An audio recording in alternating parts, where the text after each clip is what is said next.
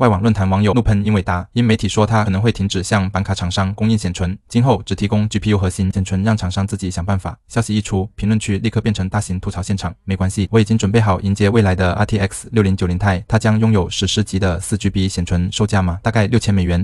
網友一句話把大家的心理陰影值直接拉滿。緊接着另一位網友補刀，別做夢了，哪還有6090？到時候英偉達估計只會給我們來個6040還是 4GB 顯存，但他們會告訴你別擔心，我們有多幀生成，這卡絕對值這個價。你完全能想象黃老闆站在台上自信滿滿說 4GB 已經足夠帶你走向未來。